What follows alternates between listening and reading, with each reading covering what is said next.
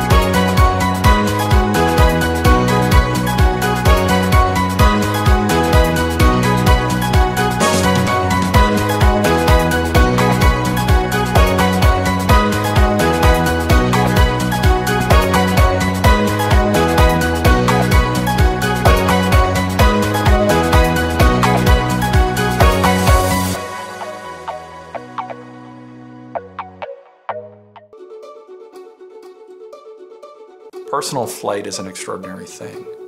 It's something that we've all dreamed of. That's why the company is called Terrafugia. It's not about the transition, it's not about the first product. It's about the movement of humanity up off of the ground and to make better use of flying.